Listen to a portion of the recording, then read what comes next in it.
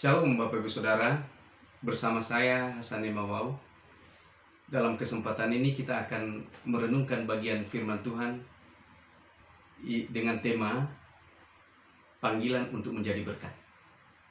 Untuk memulainya kita berdoa. Kami bersyukur kepadamu ya Tuhan, ada kesempatan untuk merenungkan firman-Mu.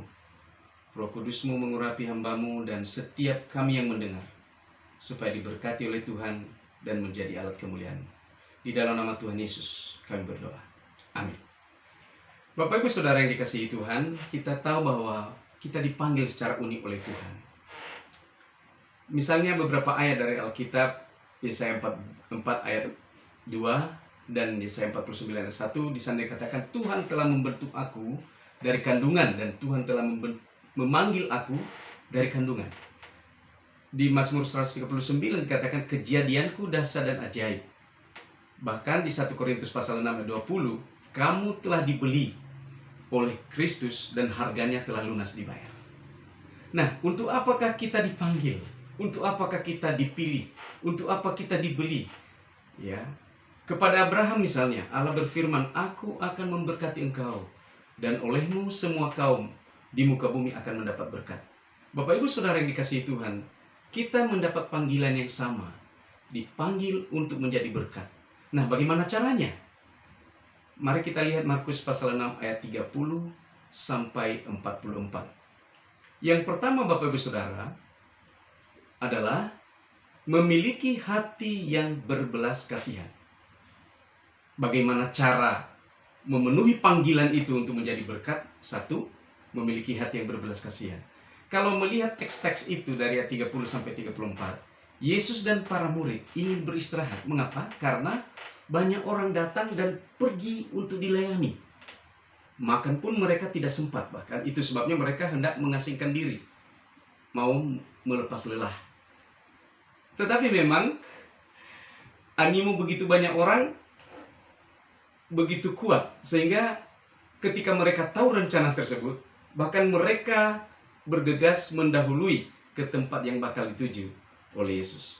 Nah, di sini intinya, ketika Yesus melihat mereka, dikatakan di ayat 34, ketika Yesus mendarat, ia melihat sejumlah besar orang banyak, maka tergeraklah hatinya oleh belas kasihan kepada mereka. Jadi itu yang pertama. Untuk bisa memenuhi panggilan untuk menjadi berkat, harus ada hati yang berbelas kasihan.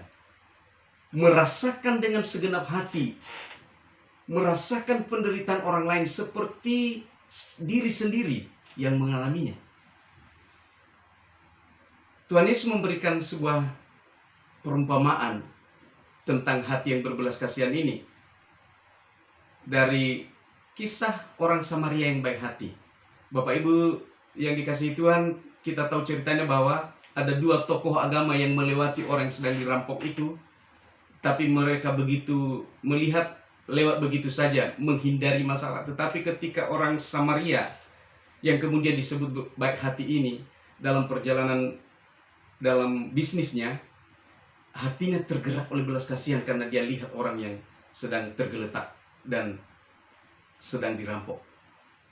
Hatinya tergerak oleh belas kasihan. Jadi itu yang Tuhan Yesus miliki. Dan saya berpikir kita semua bisa memiliki hal yang sama. Itu sebabnya kita mulai memikirkan apa yang penting bagi Allah. Hati yang tergerak oleh belas kasihan untuk mereka yang membutuhkan pertolongan. Bapak Ibu, saya merekomendasikan buku yang ini, saya sudah baca, oleh Mars Estes dengan judul Jesus Today, Yesus Masa Kini.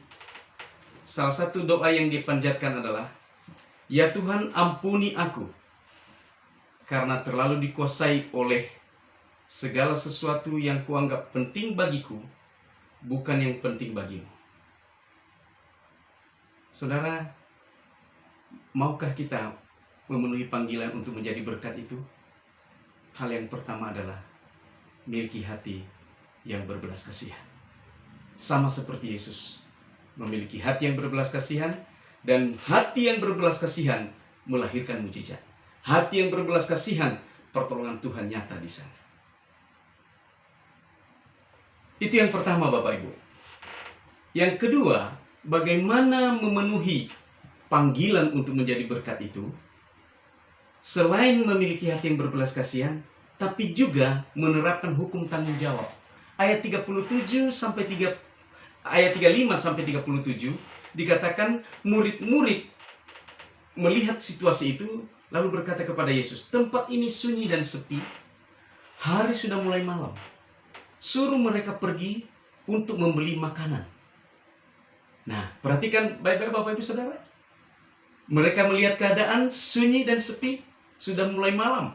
Suruh mereka pergi membeli makanan. Tetapi yang menarik, apa yang Yesus katakan? Kamu harus memberi mereka makan. Ini hukum tanggung jawab bagi anak-anak Tuhan. Para hambanya, saudara dan saya, Bapak Ibu yang dikasihi Tuhan, ketika kita dipanggil oleh Tuhan, kita mulai memperagakan peranan kita sebagai pembawa berkat dengan cara melihat bahwa untuk menolong, untuk menjadi berkat itu merupakan tanggung jawab kita. Kamu harus memberi mereka makan.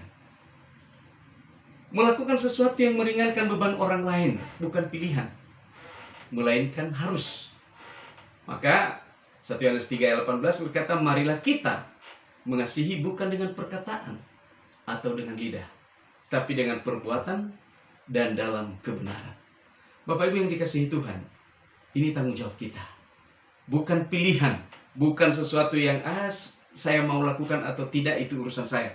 Tapi kalau Anda dipanggil oleh Tuhan, kalau Anda dan saya ditebus oleh Tuhan, itu artinya kita disiapkan untuk menjadi berkat. Dan caranya adalah menerapkan hukum tanggung jawab. Saya bertanggung jawab untuk satu orang. Mungkin bukan untuk banyak orang, tapi setidaknya untuk satu orang, satu kelompok, satu komunitas.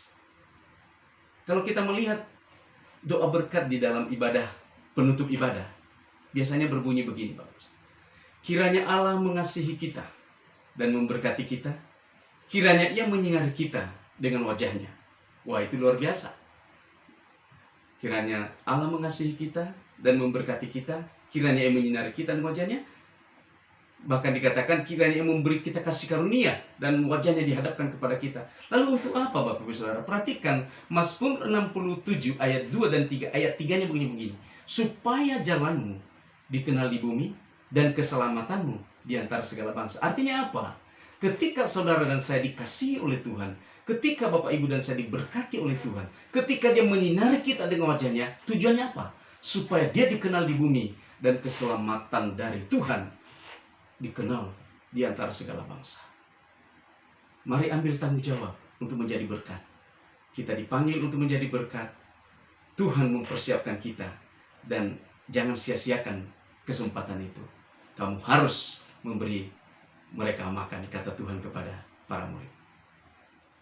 Bagaimana memenuhi panggilan untuk menjadi berkat?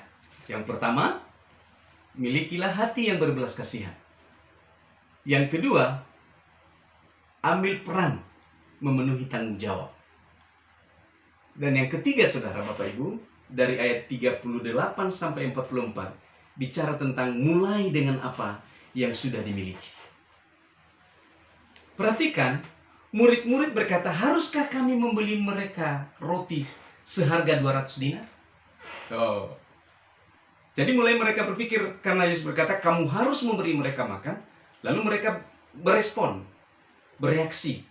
Haruskah kami membeli roti seharga 200 dinar? Dan apakah cukup untuk mereka? Lalu Yesus berkata apa? Berapa banyak roti yang ada padamu? Cobalah periksa. Bapak Ibu Saudara yang dikasihi Tuhan, murid-murid memperhatikan apa yang tidak ada pada mereka. Tapi Yesus berkata, berapa banyak roti yang ada padamu? Cobalah periksa. Dengan pengertian lain, cobalah selidiki, coba hitung, catatlah apa yang ada padamu. Apakah ada contoh di Alkitab? Ada. Ketika Musa meragukan panggilan Allah, Tuhan berkata kepadanya, apa yang ada di tanganmu itu? Ketika dia berkata, bagaimana aku bisa melakukan tanggung jawab ini? Bagaimana aku bisa datang kepada Firaun untuk membebaskan umat Israel? Bagaimana kalau mereka tidak percaya kepadaku, saya ini orang tidak punya apa-apa dan lain sebagainya? Tuhan berkata, apa yang ada di tanganmu itu? Dan Musa berkata, tongkat. Lemparkan. Dan saudara tahu mujizat terjadi di situ. Apa yang ada di tanganmu itu? Ketika seorang janda datang untuk meminta pertolongan karena kesulitan hidup. Nabi Elisa berkata, "Apakah yang dapat kuperbuat bagimu? Beritahukanlah kepadaku apa-apa yang kau punya di rumah." Wow, luar biasa Bapak Ibu Saudara. Apa yang ada di tanganmu itu? Yesus berkata, "Berapa roti yang ada padamu? Coba periksa." Tuhan berkata kepada Musa, "Apa yang ada di tanganmu itu?" Elisa berkata kepada janda itu, "Apa-apa yang kau punya di rumah, beritahukan kepadaku." Para murid rupanya terfokus kepada apa yang tidak mereka miliki.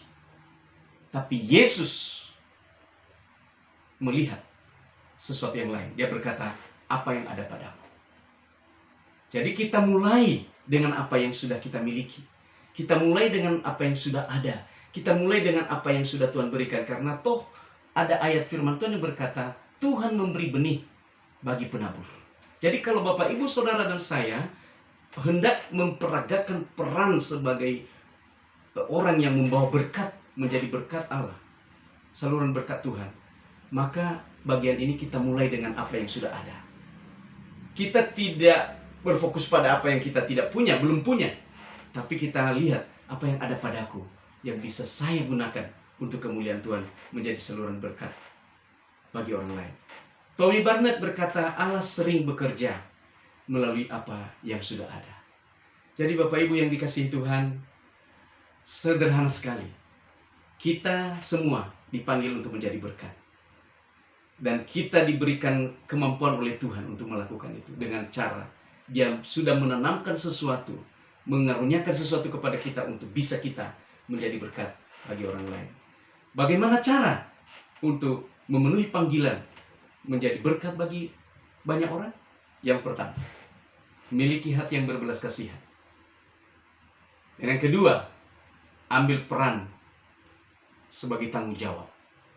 Dan yang ketiga, mulai dari apa yang ada.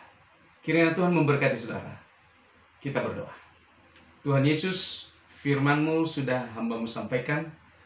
Kiranya menjadi berkat bagi kami semua dan pakai untuk kemuliaan-Mu. Terpuji nama-Mu dalam nama Tuhan Yesus. Kami berdoa.